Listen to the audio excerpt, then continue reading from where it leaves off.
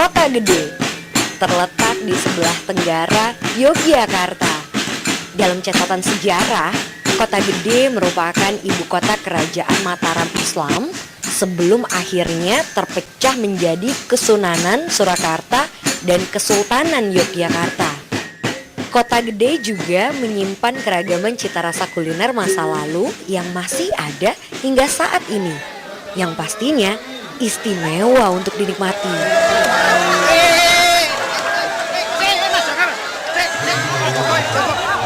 Saya dapat makanan. Ini ada sayuran mentah. Ini juga ada apa ini? Kipo. Setelah berebut tadi. Dan ini namanya kirap ambengan ageng yang tiap tahun diadakan oleh masyarakat dan juga abdi dalamnya Kota Gede di Masjid Mataram ini. Jadi saya juga jadi penasaran kayak apa masakan kipo ini dibuat. Saya akan cari tahu.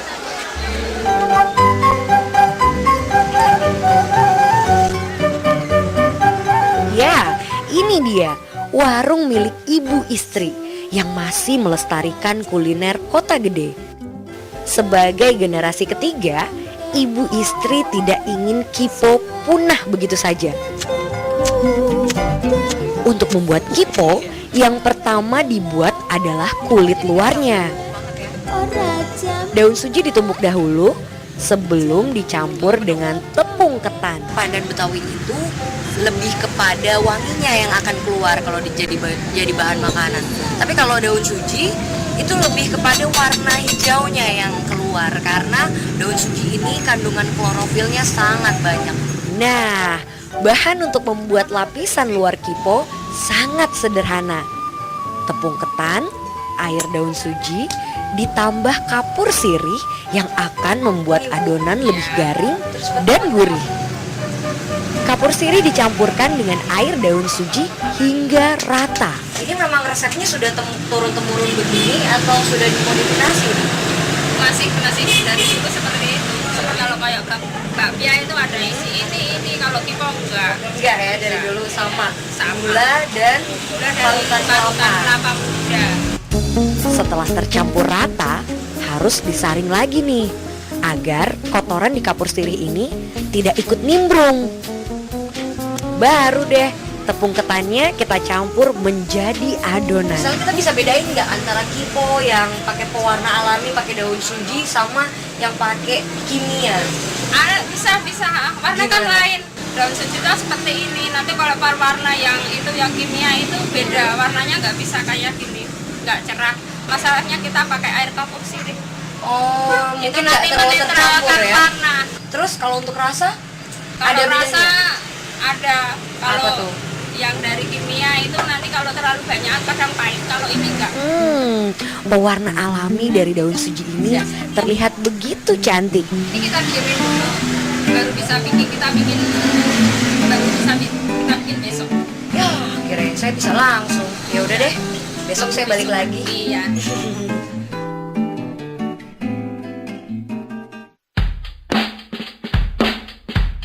Setelah kemarin saya dan ibu istri membuat lapisan luar kipo, hari ini kami akan membuat isi dari panganan khas Kota Gede ini. Bahannya kelapa parut, gula Jawa, tepung kanji, dan sedikit garam. Nanti kalau misalnya udah semua gulanya cair, lumer, kita baru masukin parutan kelapa sama tepung kanjinya sedikit. Dan ini nanti dibikin untuk isi dari si kipo itu. Namanya enten-enten ya Bu ya? Enten-enten, tapi pada umumnya orang tuh bilang ini tuh unti dan suka dipakai untuk kue bugis, dadar gulung, dan lain-lainnya juga. Parutan kelapa yang digunakan untuk enten-enten ini haruslah kelapa muda agar rasanya lebih manis dan teksturnya juga lembut. Di dapur inilah setiap hari ibu istri membuat kipo yang sangat legendaris. Jadi yang pertama menciptakan si resep kipo ini mbahnya ibu ya? Mbah sama dulu ada teman-temannya. Nah, kenapa namanya kok kipo sih? Katanya kan kue ini lucu ya, lucu kecil-kecil. Setiap orang tanya kan iki opo, akhirnya kan diberi nama kipo. Kipo. Oh, ternyata kipo itu dari ikiopo. Kipo mentah dialasi daun pisang yang diolesi sedikit minyak agar tidak lengket saat kiponya diangkat.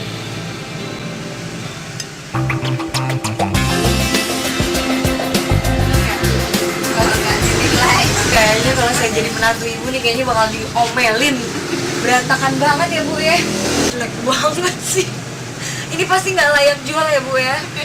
Ini merusak citra banget nih. Ini tinggal kita panggang. Ya, ini. Yang lain Daun pisang yang bisa untuk manggang itu cuma kelutuk sama tepung. terus bu, itu pemanggangnya ternyata nggak dari besi ya.